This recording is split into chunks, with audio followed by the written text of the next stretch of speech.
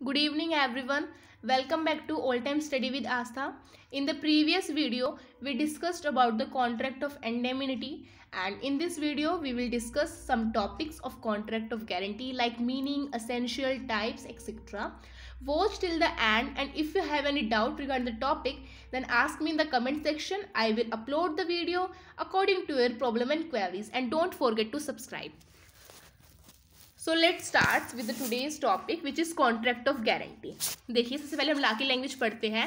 According to section 126 of the Indian contract act, a contract to perform the promise और discharge the liability of a third person in case of default. ये आपको तब समझ में आएगा जब मैं आपको एक बार एग्जाम्पल देती हूँ, तब बताती हूँ. देखिए, इसमें एक पर्सन होता है जिसे क्रेडिट पर या तो मनी चाहिए होता है या फिर गुड्स चाहिए होते हैं. ठीक है, तो फॉर एग्जाम्पल कि वो पैसे तो बैंक से लेना चाहता है एंड जो गुड्स है वो डीलर से लेना चाहता है. ठीक है, तो द पर्सन जो आपको पैसे दे रहा है या फिर आपको गुड्स दे रहा है क्रेडिट पर, तो वो क्रेडिटर होता है, राइट, जिसे हमें पेमेंट करनी होती है. तो they both are the creditor. और जो ले रहा है क्रेडिट पर वो कौन हो जाएगा? डेटर हो जाएगा. तो बैंक और डीलर जो है वो बोलेंगे डेटर को कि हमें श्योरिटी प्रोवाइड करो जिसके कारण हमें ये लगे कि हमें अपने पैसे वापस मिलेंगे. तो एक श्योरिटी होता है इसमें जो ये एश्योर करता है कि अगर किसी भी केस में ये डेटर पेमेंट नहीं कर पाता है, वो डिफॉल्ट हो जाता है, तो I will make the payment on behalf of debtor. तो इससे क्लियर हो रहा है कि कॉन्ट्रैक्ट ऑफ गारंटी में तीन पार्टीज होती है. The very one is principal debtor, जिसे क्रेडिट पर पैसे चाहिए या फिर गुड्स चाहिए. ठीक है, द सेकेंड इज क्रेडिटर, जो गुड्स या फिर मनी प्रोवाइड कर रहा है. और थर्ड होती है श्योरिटी, जो कि गारंटी प्रोवाइड करता है on the behalf of principal debtor कि अगर वो डिफॉल्ट हो जाता है तो I will make the payment on the behalf of principal debtor. तो अब अच्छे से हमें डेफिनेशन समझ में आएगी. एक contract to perform the promise, ऐसा कॉन्ट्रैक्ट जो परफॉर्म किया जाता है प्रॉमिस और discharge the liability of a third person in case of default. अगर वो किसी भी केस में डिफॉल्ट हो जाता है, वो पेमेंट नहीं कर पाता है, तो उसके बिहाफ पर जो श्योरिटी होता है, ठीक है, जो श्योरिटी होता है वो उसकी लायबिलिटी को डिस्चार्ज करवाता है. ओके, तो ये होता है कॉन्ट्रैक्ट ऑफ गारंटी. गारंटी के श्योरिटी गारंटी प्रोवाइड करता है कि अगर प्रिंसिपल डेटर पेमेंट नहीं करेगा, वो डिफॉल्ट हो जाएगा, वो पेमेंट नहीं कर पाएगा, वो डिफॉल्ट हो जाएगा, तो I will make the payment on the behalf of principal debtor. हमने ये ऑलरेडी पढ़ लिया कि पार्टीज कॉन्ट्रैक्ट ऑफ गारंटी में थ्री पार्टीज होती है: श्योरिटी, प्रिंसिपल डेटर और creditor. Surety is a person जो गारंटी प्रोवाइड करता है कि अगर किसी भी केस में प्रिंसिपल डेटर डिफॉल्ट हो जाएगा तो I will make the payment. Principal debtor कौन होता है? जिसके बिहाफ पे गारंटी दी जा रही है. whom the guarantee has been taken by the surety is the principal debtor. जिसके बिहाफ पे, जिसके लिए गारंटी दी जा रही है, उसे क्या बोलेंगे? Principal debtor. दूसरी लैंग्वेज में कहे तो जो कि गुड्स ले रहा है क्रेडिट पर. क्रेडिटर कौन होता है? जिसे गारंटी दी जा रही है, is given to the creditor. Guarantee किसी प्रोवाइड कर रहे हैं? हम क्रेडिटर को प्रोवाइड कर रहे हैं. ठीक है, तो थ्री पार्टीज हो गए: श्योरिटी जिसे जो गारंटी देता है, प्रिंसिपल डेटर जिसके बिहाफ पे हम गारंटी दे रहे हैं कि वो डिफॉल्ट हो जाएगा तो हम पेमेंट करेंगे, क्रेडिटर जिसे हम गारंटी दे रहे हैं. किसे गारंटी दे रहे हैं? हम क्रेडिटर को गारंटी दे रहे हैं. कौन गारंटी देगा? श्योरिटी गारंटी देगा. ओके, तो हम एग्जाम्पल से और अच्छे से क्लियर हो जाएगा. Seema gives a loan of 50,000 to Aditi. Seema जो है वो अदिति को 50,000 का लोन प्रोवाइड कर रही है, राइट. तो इसमें जो ट्रांजेक्शन है वो 50,000 की है. लोन प्रोवाइड किया, इट्स मीन अदिति को क्या चाहिए थे? पैसे चाहिए थे 50,000. ओके, तो यहाँ पे जो अदिति है वो कौन हो जाएगा? हमारा प्रिंसिपल डेटर हो जाएगा जो पैसे ले रहा है. और जो सीमा है वो कौन हो जाएगी? हमारी क्रेडिटर हो जाएगी, राइट. और सीमा ने कहा होगा श्योरिटी वगैरह से रिलेटेड. तो अतुल जो है वो प्रॉमिस करता है, वो इसी के बिहाफ पर दे रही है. क्या? 50,000 वो इसी के बिहाफ पर दे रही है कि अतुल ने प्रॉमिस किया है कि अगर किसी केस में अदिति डिफॉल्ट हो जाती है पेमेंट करने में तो वो उसे 50,000 को रीपे करेगा. ओके, इसी केस में वो लोन प्रोवाइड कर रही है उसे. तो ये कॉन्ट्रैक्ट ऑफ गारंटी हो जाएगा जिसमें सीमा जो है वो क्रेडिटर है, अदिति जो है प्रिंसिपल डेटर है, और जो अतुल है वो श्योरिटी, और श्योरिटी को हम गारंटर भी बोलते हैं, वो गारंटर है. ओके, सो अब हमने कॉन्ट्रैक्ट ऑफ गारंटी के बारे में पढ़ लिया विद एग्जांपल। तो इससे आपको एक चीज मन में आ रही होगी डेट इसमें 3 कॉन्ट्रैक्ट बन रहे हैं, इसलिए हम कॉन्ट्रैक्ट ऑफ गारंटी को ट्रीपार्टिएट एग्रीमेंट भी बोलते हैं। कौन कौन से कॉन्ट्रैक्ट बन रहे हैं, देखो एक तो बन रहा है आपका प्रिंसिपल, डेटर और क्रेडिटर के बीच में, just like in the previous example Seema ने अदिति से लोन लिया तो सीमा और अदिति के बीच में एक कॉन्ट्रैक्ट क्रिएट हो गया, राइट। तो it is the first contract. Second contract is between the principal, debtor and surety. Principal, debtor और श्योरिटी के बीच में भी कॉन्ट्रैक्ट बन रहा है ना, क्योंकि देखो अगर प्रिंसिपल डेटर पेमेंट नहीं कर पाया, श्योरिटी ने पेमेंट कर दी उसके बिहाफ पे, राइट। तो श्योरिटी तो अपनी जो पेमेंट उसने की है वो प्रिंसिपल डेटर से लेगा ना वापस, तो कॉन्ट्रैक्ट बन रहा है प्रिंसिपल, डेटर एंड श्योरिटी के बीच में, okay. And the third contract is between creditor and surety, क्योंकि श्योरिटी ने उसे एश्योर किया है ना कि ही या she will be payment in the behalf of principal debtor. तो इसलिए हम इसे ट्रीपार्टिएट एग्रीमेंट भी बोलते हैं, बिकॉज इसमें 3 कॉन्ट्रैक्ट का इन्वॉल्वमेंट होता है। The very one contract is between the principal, debtor and creditor, the second contract is between the principal, debtor and surety, and the third contract is between the creditor and surety, okay. इसलिए हम contract of guarantee को ट्रीपार्टिएट agreement भी बोलते हैं। Then come to essentials of a contract of guarantee and some features, इसे हम features भी बोल सकते हैं।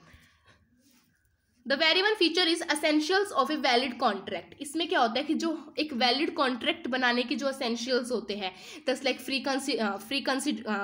कंसेंट होना चाहिए, कंसिडरेशन होना चाहिए, कॉम्पिटेंसी टू पार्टीज होनी चाहिए, वो सारे आपके कॉन्ट्रैक्ट ऑफ गारंटी में भी होने चाहिए। द सेकेंड इज कॉन्ट्रैक्ट में बी ऑरल और in writing. According to section 126 के अनुसार जो आपका कॉन्ट्रैक्ट है गारंटी का वो ओरल भी हो सकता है और रिटर्न भी हो सकता है, लेकिन इंग्लिश लॉ के अनुसार अगर मैं आपको बताऊं तो इंग्लिश लॉ में जो कॉन्ट्रैक्ट ऑफ गारंटी है ना वो मस्ट बी इन राइटिंग, वो राइटिंग में ही होना चाहिए। लेकिन इंडियन लॉ ने ऐसा कुछ स्पेसिफाई नहीं किया है, इसलिए हम इसे दोनों चीज में ले लेते हैं, ओरल में भी ले लेते हैं एंड रिटर्न में भी ले लेते हैं, okay. The third feature is competency of the parties. इसमें क्या कहा गया है, कॉम्पिटेंट पे हमने पूरा एक वीडियो बनाया हुआ है, link is in the description, you can go through it. Competency of the parties का मतलब होता है कि सिर्फ कौन कौन जो बंदे हैं वो कैपेबल है कॉन्ट्रैक्ट बनाने के लिए, ओके। तो अगर प्रिंसिपल डेटर माइनर है या अनसाउंड माइंड है तो वो कॉन्ट्रैक्ट कर सकता है, उसमें कोई वो नहीं है कि वो कॉन्ट्रैक्ट नहीं कर सकता, वो कॉन्ट्रैक्ट कर सकता है। He may be not the competent to contract, लेकिन जो श्योरिटी है और जो क्रेडिटर है वो जरूर ही जरूर कॉम्पिटेंट टू कॉन्ट्रैक्ट या कॉम्पिटेंसी होनी चाहिए इन दोनों की, ठीक है। They must be major and they must be sound mind. कौन, आपके श्योरिटी एंड क्रेडिटर। अगर प्रिंसिपल डेटर जो है वो कॉम्पिटेंट नहीं है कॉन्ट्रैक्ट से, तो श्योरिटी हर चीज के लिए उसके लिए रिस्पॉन्सिबल होगा, okay. If he is not competent the surety will become the principal debtor. Surety क्या बन जाएगा, प्रिंसिपल डेटर बन जाएगा, and he will be liable personally to make the payment, और वो पर्सनली लाइबल हो जाएगा उस पेमेंट को करने के लिए, okay. The fourth is conditional liability of surety. इसमें हम बोल सकते हैं कंडीशनल या फिर सेकेंडरी लाइबिलिटी, कि जो श्योरिटी की जो लाइबिलिटी है ना वो सेकेंडरी लाइबिलिटी है। इट्स मीन कि अगर प्रिंसिपल डेटर डिफॉल्ट होगा तभी जो है श्योरिटी पेमेंट करेगा on the behalf of principal debtor. अगर वो डिफॉल्ट नहीं होगा तो वो नहीं करेगा। कंडीशनल हो गया ना कि कंडीशन पर डिपेंड है कि अगर वो कर देगा तो वो नहीं करेगा, और अगर वो डिफॉल्ट हो जाता है तो वो कर देगा। और इसमें हम बोल सकते हैं कि सेकेंडरी लाइबिलिटी भी है। क्या है, सेकेंडरी लाइबिलिटी भी है कि फर्स्ट जो लाइबिलिटी है वो आपकी प्रिंसिपल डेटर की है, वो पेमेंट नहीं करेंगे, तो सेकेंडरी लाइबिलिटी किसकी, आपकी श्योरिटी की है। The next point is concurrence of all the 3 parties. इसका मतलब है कि तीनों पार्टीज की सहमति होनी चाहिए जब वो एग्रीमेंट या कॉन्ट्रैक्ट ऑफ गारंटी फॉर्म कर रहे हैं। The last but not the least is consideration for guarantee. देखिए, कंसिडरेशन फॉर गारंटी का मतलब इसमें है कि श्योरिटी और क्रेडिटर के बीच में कोई भी डायरेक्ट कंसिडरेशन नहीं होता है। जस्ट लाइक प्रिंसिपल डेटर के लिए कंसिडरेशन क्या है, जो उसे गुड्स मिल रहे हैं, जो उसे पैसे मिल रहे हैं, राइट। और क्रेडिटर के लिए क्या कंसिडरेशन है, मान लीजिए कि उन्होंने 30,000 का कंप्यूटर खरीदा, ठीक है, तो क्रेडिटर ने क्या किया, उसको कंप्यूटर प्रोवाइड किया। तो प्रिंसिपल डेटर के लिए तो कंप्यूटर है कंसिडरेशन, राइट, और क्रेडिटर के लिए वो 30,000 रुपीज कंसिडरेशन होंगे जब उसे मिलेंगे, राइट। तो श्योरिटी के लिए तो इसमें कोई भी कंसिडरेशन नहीं है ना, तो श्योरिटी और क्रेडिटर के बीच में कोई भी डायरेक्ट कंसिडरेशन नहीं होता है। It is the essentials and it is very important essentials of the contract of guarantee, जो आपको अपने माइंड में रखना ही रखना है। कई बार इससे रिलेटेड केस स्टडीज भी आ जाती है। Then the next topic is kinds of guarantee. The first is retrospective और प्रोस्पेक्टिव गारंटी। रिट्रोस्पेक्टिव गारंटी वो गारंटी होती है जो गारंटी हम पास्ट डेप्ट पर देते हैं, ओके। एंड प्रोस्पेक्टिव गारंटी वो गारंटी होती है जो हम फ्यूचर डेप्ट पर देते हैं, okay. Specific and continuing guarantee. Specific guarantee वो गारंटी होती है जो हम सिंगल डेप्ट या सिंगल ट्रांजेक्शन से रिलेटेड जो हम गारंटी प्रोवाइड करेंगे, वो गारंटी होगी आपकी specific guarantee. Just like a ने बी से कंप्यूटर बाय किया है 30,000 रुपीज़ का, ओके। तो अब ए कौन है? डेटर है, क्योंकि इसने क्रेडिट पर कंप्यूटर बाय किया है। और बी कौन है? आपका क्रेडिटर है। और इसमें सी जो है आपका श्योरिटी है, जो ये श्योरिटी प्रोवाइड करेगा कि अगर वो 30,000 रुपीज़ नहीं दे पाएगा, ए 30,000 रुपीज़ नहीं दे पाएगा, तो वो पे करेगा बी को 30,000 रुपीज़, ओके। तो बाद में वो 30,000 रुपीज़ वो उसे पे कर देता है, ठीक है। तो यहीं पर उसकी जो कॉन्ट्रैक्ट ऑफ गारंटी है, जो गारंटी है, वो यहीं की यहीं ख़त्म हो जाती है, क्योंकि जो ये गारंटी थी ना, ये स्पेसिफिक गारंटी थी। ये सिर्फ एक सिंगल डेप्ट से और सिंगल ट्रांजेक्शन से ही रिलेटेड थी, okay.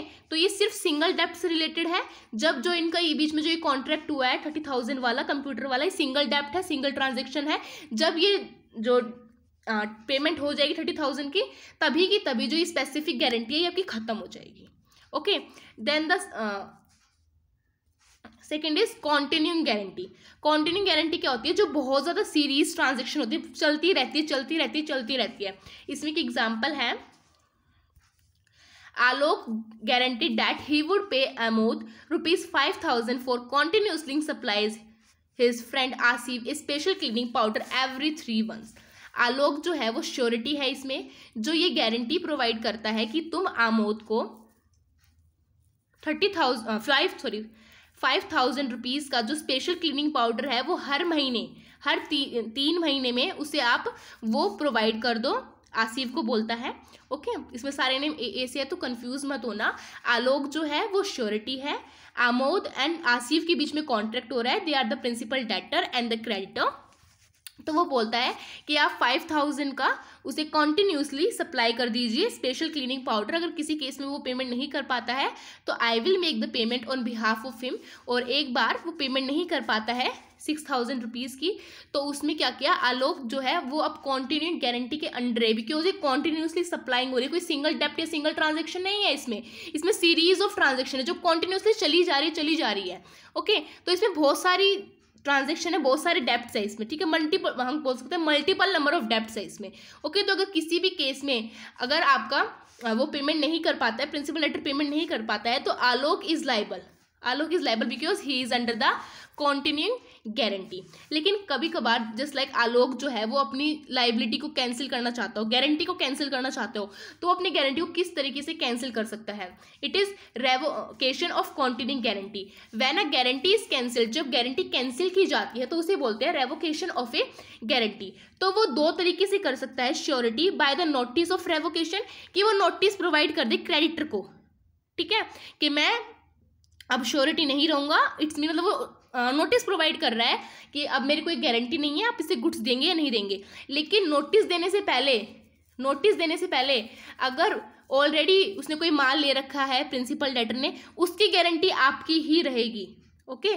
But he continues to liable under section 130 के अनुसार for any transaction that have already been entered into by him.